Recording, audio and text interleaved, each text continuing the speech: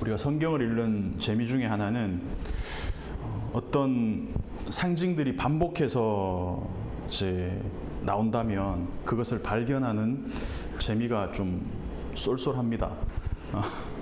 그거를 이제 발견할 수 있다면 성경을 읽는 이제 좀 재미를 우리가 느낄 수 있는데, 요한복음 1장부터 계속해서 나오는 어떤 상징적인 어떤 그런 도구가 있는데, 그게 뭐냐? 저는 이제 물이라고 생각을 합니다. 물. 요한은 마태나 누가와 달리 예수님의 어린 시절을 기록하지 않고 예수님의 출생을 기록하지 않고 곧바로 이제 공생애를 시작하는 장면, 그리고 그 전에는 태초에 말씀이 계신다라는 어떤 좀 그런 본질적인 선언을 통해서 이제 이야기를 시작하고 있는데요. 예수님보다 먼저 활동한 사람이 있죠. 세례 요한입니다. 세례 요한이 하는 일이 무엇일까요? 세례를 주는 일이죠. 그러니까 세례 요한이죠. 세례를 준다는 것, 회개를 요구하고 세례를 주는데, 이때 요한이 베푼 세례가 무슨 세례였냐? 물 세례였죠. 물로 하는 세례였습니다. 근데 예수님이 나타나셨을 때 요한이 뭐라고 하는가 하면은 1장 26절을 보면, 나는 물로 세례를 주거니와 베풀거니와 너희 가운데 너희가 알지 못하는 한 사람이 섰으니, 31절을 보면 1장, 나도 그를 알지 못하였으나 내가 와서 물로 세례를 베푸는 것은 이를 이스라엘에 나타내려 함이라. 33절에 나도 그를 알지 못하였으나 나를 보내어 물로 세례를 베풀라 하신 그이가 나에게 말씀하시되, 성령이 내려서 누구 위에 머무는 것을 보거든 그가 곧 성령으로 세례를 베푸는 이인 줄 알라 하셨기에, 공통적으로 나오는 표현이 뭐냐면 나는 물로 세례를 베푼다. 근데 알지 못하는 어떤 한 사람이 있었다.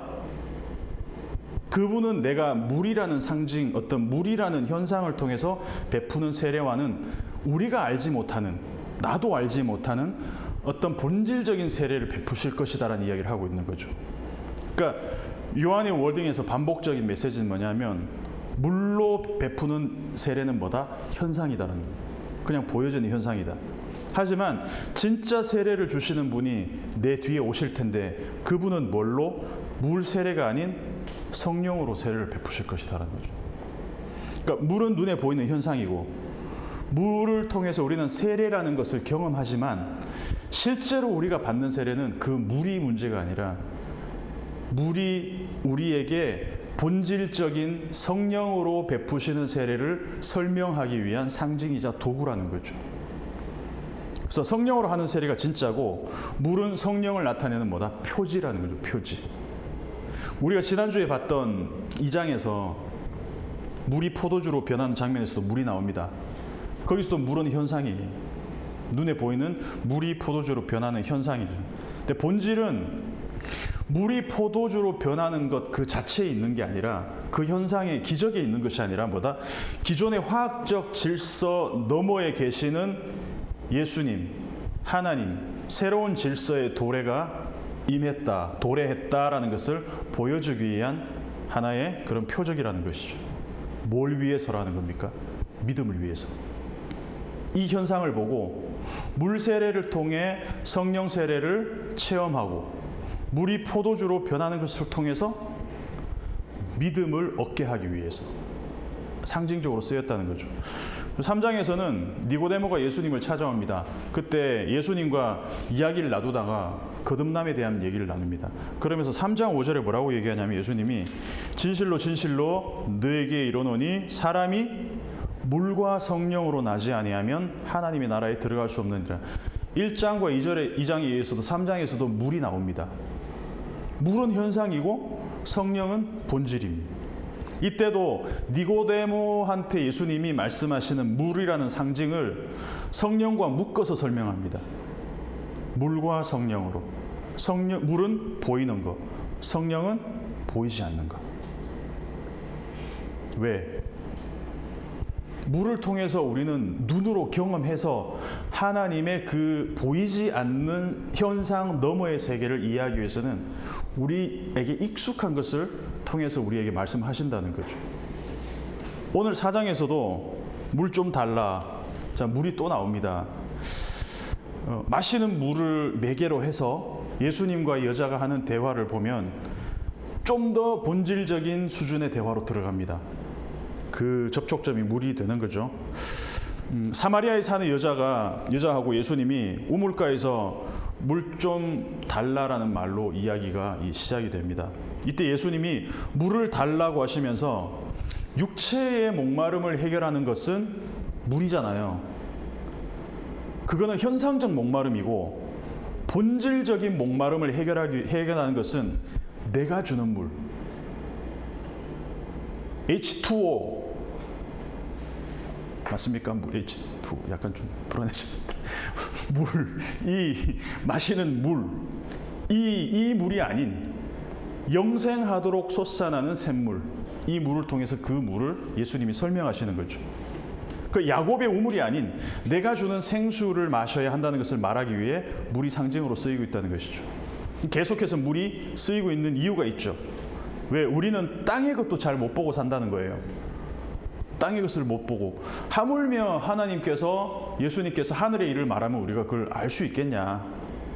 3장 12절을 한번 읽어보시면 그 얘기를 하고 있습니다. 예수님이 내가 땅의 일을 말하여도 너희가 믿지 아니하거든 하물며 하늘의 일을 말하면 어떻게 믿겠느냐. 예수님이 말씀을 하실 때 공관복음이나 요한복음을 보면 전부 다 뭘로 하십니까? 비유로 하시잖아요. 왜? 들어도 깨닫지 못하고 보아도 알지 못하는 비유가 아니고서는 말을 할 수가 없다는 것이죠. 왜? 이 현상 너머를 볼 수 있는 눈이 없기 때문에. 물 세례를 베풀고 물로 포도주를 만들고 영생의 물을 얘기해도 못 알아들어요. 못 봅니다. 그게 우리의 현실이라는 거죠. 그러면은 질문이 생기죠. 왜 예수님은 알아듣지도 못하는 사람들한테 그렇게 열심히 표적을 보여주고 상징을 이야기하시고 비유로 말씀하시고 계속해서 가르치실까? 선생님이 가르치는데 학생들이 못 알아들어. 아무리 얘기해도 못 알아들어. 10년을 얘기해도 못 알아듣고 20년을 얘기해도 못 알아들어. 그러면 가르치고 싶을까요? 선생님으로서? 의욕이 안 생기겠죠. 이 모질이들이 내가 아무리 얘기를 해도 못 알아들어. 이젠 됐다. 그만할란다. 예수님 이러시지 않으셨다는 거예요. 예수님은 제자들하고 3년을 함께 삶을 나누시고 마지막까지 뭘 하셨냐면 성찬을 나누셨어요. 함께 떡을 떼고 함께 잔을 나누셨어요. 자, 지금은 비록 못 알아듣고 딴소리 하더라도 언젠가는 이 말씀이 너희들한테서 살아나고 기억이 나고 그 말씀이 피어날 때가 있을 것이다. 예수님 안에 이 확신이 있었다는 거죠. 그래서 제자들이 본격적으로 믿음을 갖게 된 것은 언제냐? 예수님의 말씀을 기억하면서부터입니다. 2장 22절 한번 읽어보겠습니다. 2장 22절. 예수님이 뭐라고 그랬냐면 이 성전을 헐라, 예루살렘 성전을 내가 사흘 안에 일으키겠다. 그러니까 사람들이 뭐라 그래요? 못 보니까 46년 동안 만든 성전을 어떻게 사흘 만에 일으킵니까? 이런 얘기합니다. 제자들도 똑같은 수준이었어요. 그때는. 그런데 2장 21절을 한번 읽어볼게요. 2장 22절 시작. 죽은 자 가운데서 살아나신 후에야 제자들이 이 말씀하신 것을 기억하고 성경과 예수께서 하신 말씀을 믿었더라. 이게 핵심이라는 것이죠. 그때는 똑같이 못 알아들어요. 제자들이나 유대인들이나 46년 동안 지은 성전을 어떻게 사흘 만에 일으킨. 그런데 이 말씀이 제자들에게는 심겨졌기 때문에 나중에 이 말씀을 기억했다는 거죠. 시간이 오래 걸렸어요. 예수님 말씀하시고 나서 한참 걸렸어요. 나중에 깨닫게 됐습니다. 그때 선생님이 하셨던 말씀이 바로 이런 뜻이었구나. 재밌게 본 영화라서 한 여러 번 봤던 영화 중에 리틀 포레스트 보셨습니까? 김태리 나왔던 영화입니다. 그 보면 그 영화에서 엄마가 이제 그 딸을 그 시골집에 놔두고 어느 순간 떠나요. 훌쩍 말도 없이. 그때 이제 나중에 엄마의 편지를 이제 읽게 되는 장면이 있는데 그때 대사를 한번 제가 읽어드리겠습니다. 모든 것은 타이밍이라고 엄마가 늘 말했었지. 지금이 바로 그때인 것 같아. 아빠가 영영 떠난 후에도 엄마가 서울로 돌아가지 않은 이유는 너를 이곳에 심고 뿌리 내리게 하고 싶어서였어. 혜원이가 힘들 때마다, 이 혜원이가 김태리 이름이죠. 힘들 때마다 이곳의 흙냄새와 바람과 햇볕을 기억한다면 언제는 다시 털고 일어날 수 있을 거라는 걸 엄마는 믿어. 이 영화 안에서 주인공 혜원이가 요리를 잘 만들거든요. 요리를 잘 하거든요. 근데 그 하는 요리들은 전부 엄마가 자기한테 어렸을 때 해줬던 요리들을 다 기억해서 하는 거예요. 그 레시피가 몸으로 다 기억을 하고 있는 거죠. 예. 예수님의 제자들은 예수님과 함께 지낼 때는 보지도 못하고 듣지도 못하고 예수님이 하신 말씀이 다 튕겨져 나가는 것 같아요. 그죠? 왜? 현상밖에 못 보니까. 근데 예수님이 죽으시고 살아나신 후에야 말씀을 기억하고 믿었어요. 영화에서 엄마가 딸을 그 시골에 심고 뿌리 내리게 한 것처럼 하나님은 보지 못하고 듣지 못하는 우리에게 말씀을 심으시고 그것이 우리에게 뿌리 내리게 하시고 자라나게 하신다는 것이죠. 조금씩 자라나게 하시는 거예요. 나는 심었고 아볼로는 물을 주었으되 자라나게 하시는 이는 누구시다? 하나님이시다라는 것이죠. 그래서 희한하게도 생명이란 게 그렇습니다. 심겨진 것은 사라지지 않아요. 심겨진 것은 없어진 것 같잖아요. 땅속에 심겨졌으니까. 근데 반드시 자랍니다. 반드시 자라납니다. 사라진 것처럼 보일 뿐이죠. 그래서 우리에게 심겨진 것들이 뿌리 내리고 그것이 피어나는 데는 시간이 걸린다고 우리는 좀 믿었으면 좋겠습니다. 자, 드디어 오늘 본문으로 들어가서 이 이야기를 우리가 너무 잘 아는 이야기잖아요. 예수님과 사마리아 여자의 대화.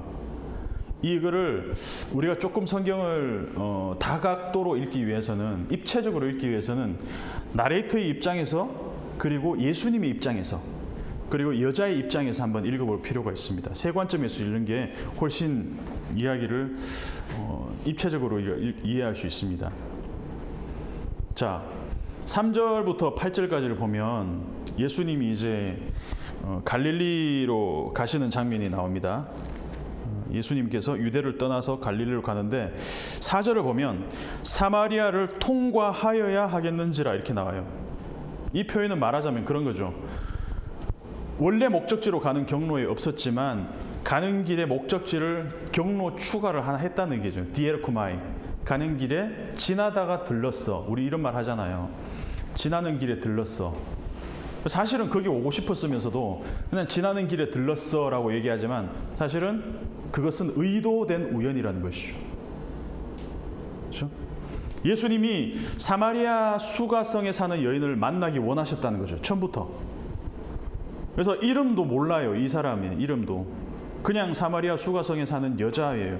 그래 이름도 기록되어 있지 않은 이 평범한 여자를 만나기 위해서 경로 추가를 했다는 것입니다. 근데 3장을 보면 니고데모라는 바리새인이 예수님을 찾아갔잖아요. 이름도 나오고 그리고 이 사람은 자기가 직접 예수님을 찾아갔어요. 근데 4장에서 여자는 이름도 나오지 않고 예수님이 이 여자를 찾아갑니다. 3장에 나오는 바리새인 니고데모는 예수님을 찾아갈 수 있는 입장이었어요. 지위가 있었습니다. 근데 4장에서 이 여자는 예수님이 찾아갔습니다. 왜?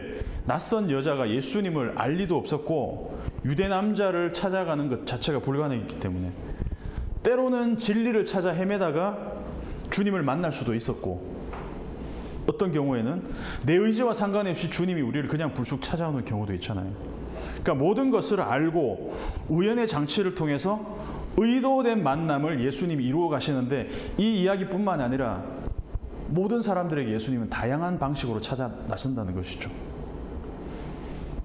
그러면 이 여자 입장에서 한번 생각해 봅시다. 낯선 유대 남자가 나한테 말을 걸어와요. 낯선 사람이. 그러면 내가 원하지 않은 대화를 하게 된 거잖아요. 예수님을 만나기 위해서 왔지만 여자 입장에서 한번 생각해 봅시다. 여자 입장에서 생각해 봅시다. 낯선 유대 남자가 나한테 말을 걸어와. 근데 물을 달래. 그 예수님이 피곤하니까 사람이니까 예수님도 우물 곁에 와서 쉬는 중에 이제 여자가 물 기르러 왔죠. 예수님은 속으로 생각했겠죠. 왔다. 내가 저 여자를 만나기 위해서 왔는데 왔다. 마침 제자들은 먹을 것을 사러 동네로 들어갔습니다. 그래서 예수님과 여자만 남아서 둘이 대화할 수 있는 최적의 환경이 조성되었습니다. 물 좀 주시오.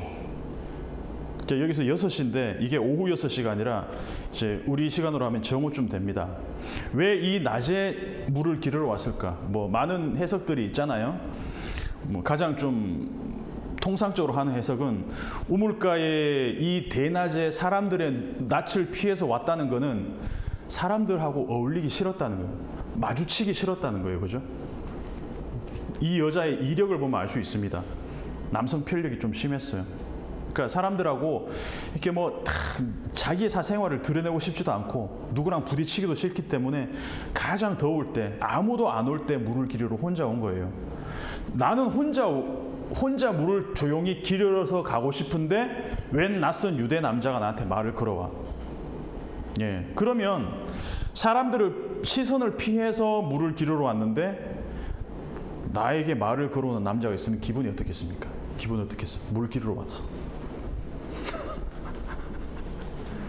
예? 예.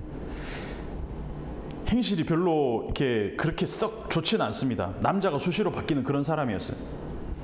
사람들이 자기를 보는 시선에 대해서 굉장히 좀 의식을 하는 그런 사람이었을 것 같아요.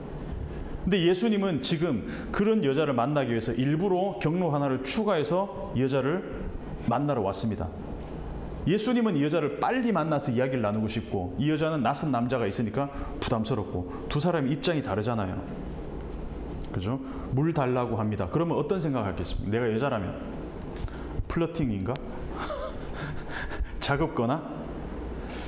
진짜 물 달라는 말이야? 아니면 물을 매개로 또 나한테 뭔가를 다른 의도가 있는 거야? 이런 마음을 좀 가지고 있었겠죠. 심지어 유대인과 사마리아인은 감정의 그 골이 있어서 별로 사이가 좋지 않았다고 얘기합니다. 얼마나 사이가 안 좋았으면 성경이 뭐라고 되어 있습니까? 상종도 하지 않았다라고 합니다. 상종도 안 하는 관계. 그 족속의 남자가 나한테 말을 걸어요. 여러모로 불편합니다. 어찌하여 사마리아 여자인 나에게 물을 달라 하나이까? 이렇게 기록되어 있지만 이건 싫은데요. 당신이랑 말도 섞기 싫은데 이런 말 아니겠지. 상종도 하기 싫다는 거죠. 10절을 같이 읽어보겠습니다. 10절 시작. 예수께서 대답하여 이르시되 네가 만일 하나님의 선물과 또 내게 물 좀 달라 하는 이가 누구인 줄 알았더라면 네가 그에게 구하였을 것이요 그가 생수를 네게 주었으리라. 아멘. 하나님의 선물은 뭐다? 영생이다. 나는 너에게 영생을 줄 수 있는 사람이다. 그러니까 이 말을 지금 돌려서 하는 거잖아요. 좀 멋있지 않습니까? 돌려서 하는 이런 화법. 이렇게 얘기할 수도 있잖아요. 내 누군지 아니? 이렇게 얘기할 수 있잖아요. 근데 그렇게 말씀하지 않아요. 네가 알았더라면. 자, 무지에서 알무로에 예수님이 초대잖아요. 네가 알았더라면 무슨 말입니까? 모른다는 것을 예수님이 지금 말씀하시는 거예요. 공관복음보다 요한복음에서 압도적으로 많이 등장하는 표현이 알다라는 단어입니다. 알지 못했다, 알았다. 말씀이 육신이 되어서 오셨지만 세상이 그를 알지 못했다. 세례 요한도 나도 그를 알지 못했다. 나다나엘도 예수님을 알지 못했고 나사렛에서 무슨 선한 것이 나겠냐? 왜? 알지 못하니까. 연회장은 물로 된 포도주를 맛보고도 어디서 났는지 알지 못했다. 어떻게 돌아가는 세계가 있는지 알지 못하는 그 세계를 예수님이 이 세상에 오시면서 몸으로 오시면서 우리에게 알려주셨다는 거죠.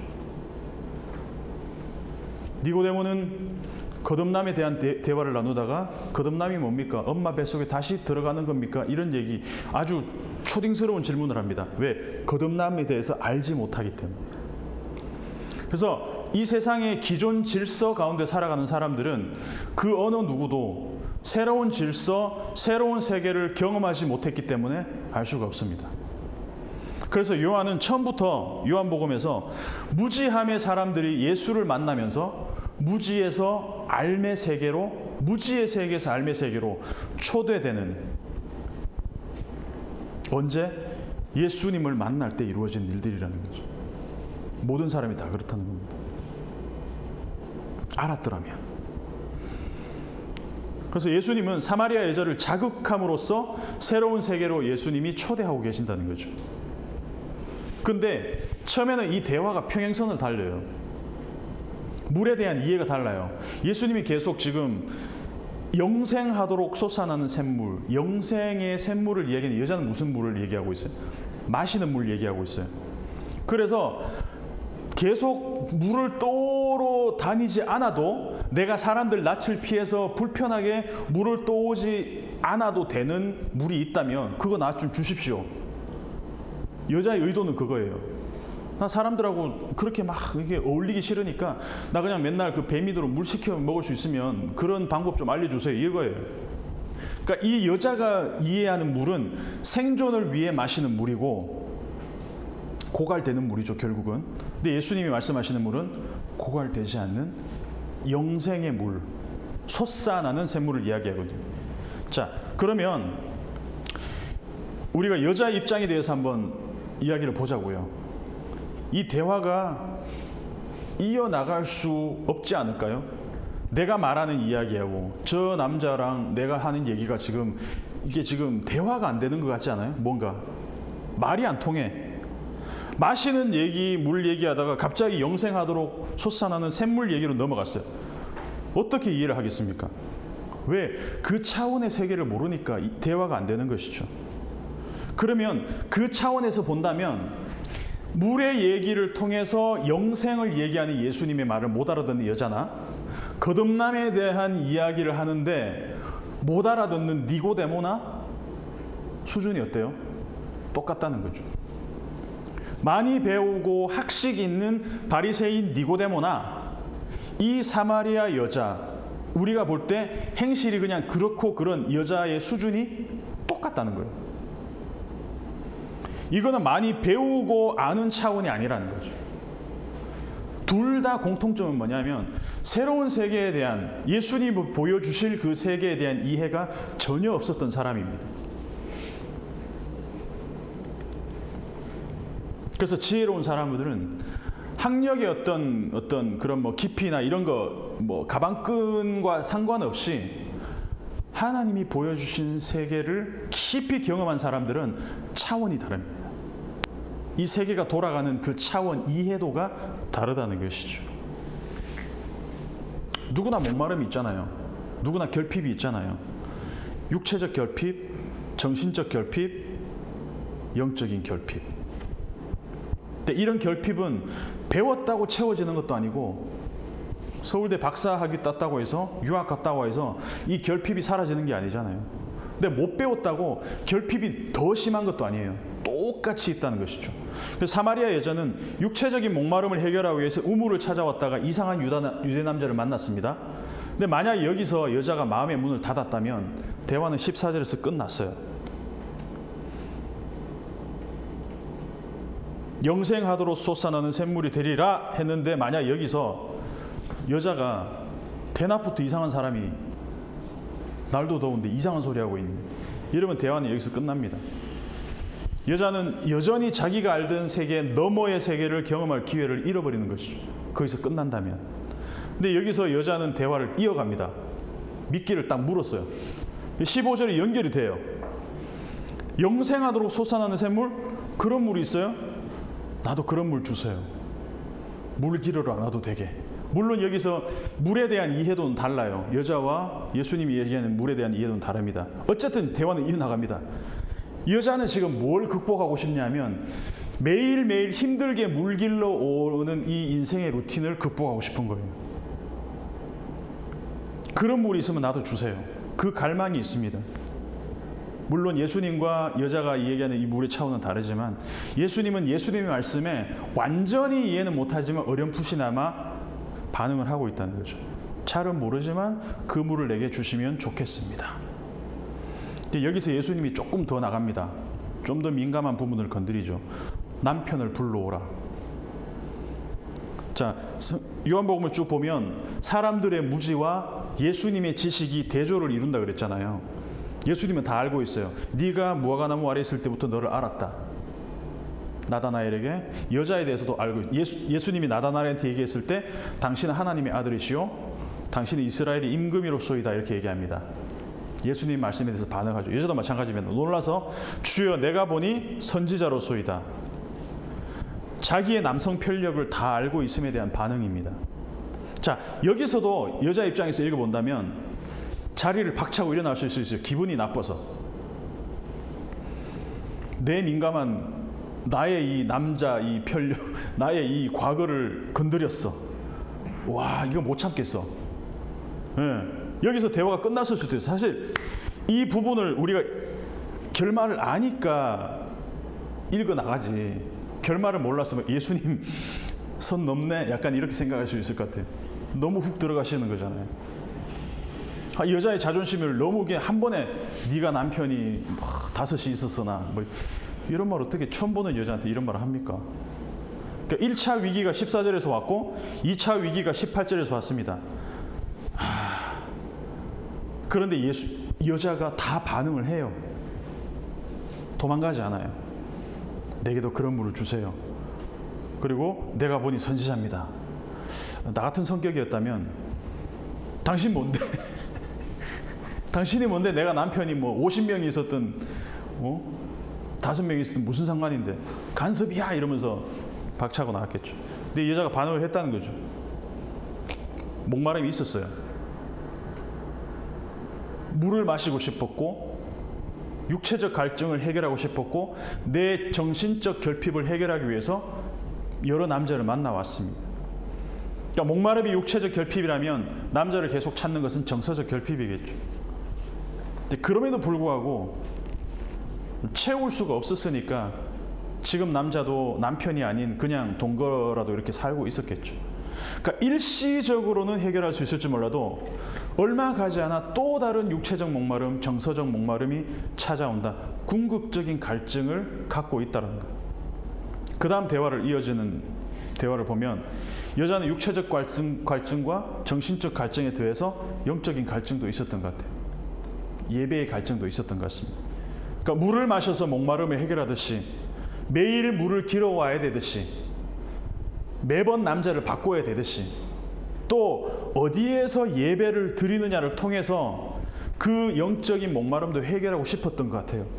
그래서 눈에 보이는 우물을 찾고 눈에 보이는 남자를 찾고 눈에 보이는 예배 장소를 찾아갔던 것 같아요. 근데 예수님은 뭐라고 얘기합니까? 눈에 보이는 현상 너머의 세계를 말씀하십니다. 예배는 장소의 문제가 아니다. 뭐냐? 현상의 문제가 아니다. 어디서가 아니라 어디를 향하여 누구를 향하여 드리느냐가 중요한 것이다. 이 산에서도 말고 예루살렘에서도 말고 로컬이 문제가 아니다. 이스라엘은 어디서 예배를 드렸냐 하면 광야에서 예배를 드렸어요. 광야 교회에서. 퀄리티로 따지면 최악의 환경입니다. 다니엘은 바벨론에서 예배 드렸습니다. 그러니까 광야나 바벨론이나 전혀 예배 드리기에 쾌적하지 않은 그리고 협조적이지 않은 환경이었습니다. 그러니까 어디에서가 아닌 어디를 향하여 누구를 향하여. 그래서 다니엘이 의도적으로 예루살렘을 향한 창문을 열어놓고 하나님을 향했습니다.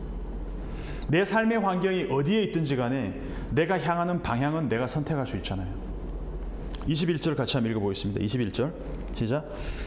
예수께서 이르시되 여자여 내 말을 믿으라. 이 산에서도 말고 예루살렘에서도 말고 너희가 아버지께 예배할 때가 이르리라. 아버지의 예배할 때, 그때, 그 카이로스는 그러니까 여자여 얘기하고 때에 대해서 어디서 많이 들었죠. 지난주에 여자여 뭔 상관입니까? 그러면서 그 때에 대한 얘기를 하잖아요. 여기서도 마찬가지입니다. 너희는 알지 못하는 것을 예배하고 우리는 아는 것을 예배하노니. 22절에서 그렇게 얘기하고 있습니다. 알지 못함에서 알므로의 초대가 일어나고 있다는 거죠. 요한복음에서 계속 반복적으로 일어났습니다. 알지 못함의 세계에서 아는 세계로의 초대. 알면 보이는 세계. 그게 바로 영과 진리의 세계라는 거예요. 알면 보인다. 알면 살 수 있다. 아는 만큼 살게 된다. 오늘 설교 제목입니다. 알지 못하면, 보지 못하면 항상 눈에 보이는 현상에 포커스돼서 살아갑니다. 보이는 물이 나의 육체적 갈증을 해결하고, 보이는 남자를 통해서 내 정서적 결핍을 채우고, 보이는 장소에서 예배를 드려서 내 영적 갈급함을 채우고 싶어합니다. 육체적, 정신적, 영적 갈증을 채우긴 채워야겠는데 오로지 보이는 현상에 집중하고 살다 보니 알지 못하는 세계, 경험하지 못하는 세계에 대해서 우리는 그 세계를 경험하지도 누리지도 깨닫지도 못하고 살아가는 것이죠. 맛집 찾아가는 거에 진심인 사람들 있잖아요. 그치? 우리 같은 사람은 아니에요. 우리 부부는 맨날 먹는 것만 먹고, 그래서 새로운 거, 항상 먹던 거, 아는 레파토리가 딱 거기에요. 근데 막 맛집을 찾아서 북한 빼고 전국 팔도를 다 돌아다니는 사람들이 있습니다. 그런 사람들만 쫓아다니면 다양하게 여러 가지 맛을 이렇게 먹을 수 있어요. 아는 만큼 맛을 안다는 것이죠. 아는 만큼. 우리 중에서는 그런 걸 제일 잘하는 우리 창곤이가 제일 잘할 것 같은데. 맛집만 해도 아는 만큼 다양한 맛을 누릴 수 있는데, 하물며 하나님의 세계를 경험하고 있는 사람들은 아는 만큼, 이 세계를 경험한 만큼 얼마나 풍성한 세계를 누릴 수 있을까라는 것이죠. 아, 보이는 게 다가 아니구나. 항상 기대치가 높습니다. 자주 인용하는 영화 설국열차, 닫힌 세계에서 열린 세계로. 이 질서가 우리에게 주어진 질서 안에서 오직 목표는 꼬리칸에서 머리칸으로 가는 것밖에 없는 우리 인간의 이야기잖아요. 오직 앞칸으로 가는 것. 그 방법이 평화적이지 않을 때는 폭력적인 수단, 혁명을 통해서라도 이 순서를 바꾸고 싶어하는, 근데 이 열차에 연문이 있다는 것을 모르면, 새로운 세계가 있다는 것을 모르면 그 문을 열어볼 시도조차 하지 않는다는 것이죠. 왜? 사람들은 주어진 질서에 순응하면서 살 때 가장 안정감을 느끼기 때문에, 이 질서에서 내가 조금 더 앞자리, 조금 더 높은 자리, 조금 더 안정된 자리에 앉을 때 사람들은 안정감을 느낀다는, 그날 매일매일 그날의 목마름을 채워줄 물을 얻을 수 있으면 됩니다. 좀 피곤하지만. 그래서 여기서 조금 더 나은 삶이라는 것은 매일 물을 기르러 오지 않아도 되는 그 시스템이 생기면 좋겠다. 그래서 이 여자는 예수님의 말에 반응을 합니다. 그런 물이 있어요 라고 반응을 합니다. 요즘 같으면 배민으로 맨날 자동으로 이렇게 물이 배달되는 거, 아니면 코웨이 정수기로 이렇게 물이 계속 나에게 공급되는 그런 게 있으면 좋겠다라는 거죠. 그래서 물 기르러 매일 오는 삶이 물이 내 집 앞에 배송이 되는 것으로 내 삶이 나아졌다고 믿는 거예요. 그 수준에서는. 그런데 예수님은 그것과는 비교할 수 없는 수준의 세계를 이야기하고 있는 거잖아요, 지금. 그 차원을 뛰어넘는 거잖아요. 그래서 예수님은 그 세계를 보여주기 위해서 우리가 매일매일 매일 살아가는 그 동선 어딘가에서 나타나셔서 우리를 만나고 싶어 한다는 거죠. 그리고 우리에게 말씀을 걸어오고 싶어 합니다. 예상치 못한 우물가에서 예상치 못한 만남을 여자가 경험한 것처럼 우리도 마찬가지입니다. 어떤 사람을 통해서, 그리고 말씀을 읽다가, 아니면 우리의 불현듯이 스치는 생각을 통해서 어떤 환경, 어떤 사람들을 만나든지, 예수님은 어떤 루틴한 우리의 일상 가운데서 우리를 만나시지만 우리가 기대하지 않은 곳에서 길목에서 기다리고 있다가 우리를 만나기 원하시는 거죠. 왜? 새로운 세계를 계속해서 보여주기 위해서. 그게 뭔지는 정확하게 모릅니다. 하지만 분명한 것은 내가 알고 경험한 세계와는 차원이 다른 세계를 예수님은 계속 우리에게 보여주고 싶어 한다는 거죠. 그게 뭔지는 저도 잘 모르겠어요. 그런데 조금씩 알아가는 그 재미를 우리가 좀 누렸으면 좋겠습니다. 우리 일상교회가 그걸 누렸으면 좋겠습니다. 이 여자와의 대화를 마치자마자 27절을 보면 이때에 제자들이 돌아와서 이렇게 얘기해요. 마치 예수님과 여자의 대화가 끝나기를 기다렸다는 듯이 완벽하게 둘만의 무대를 만들어주고 있다는 것이죠. 예수님이 그 시간들과 그 공간들과 그러한 기회들을 우리에게 계속 주시고 계신다는 거죠. 우리가 알 수 있기를, 우리 눈이 열려서 그 세계를 알고 누릴 수 있기를. 왜? 아는 만큼 살게 되어 있기 때문에. 근데 지금은 들어도 잘 몰라요. 저도 설교를 위해서 말씀을 봐도 지금은 내가 아는 수준까지만 이해를 합니다.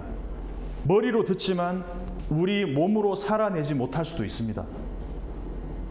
근데요, 서도 얘기했지만 이게 심겨지면, 이게 뿌려내려지면 언젠가는 열매를 맺는다는 거죠. 언젠가는.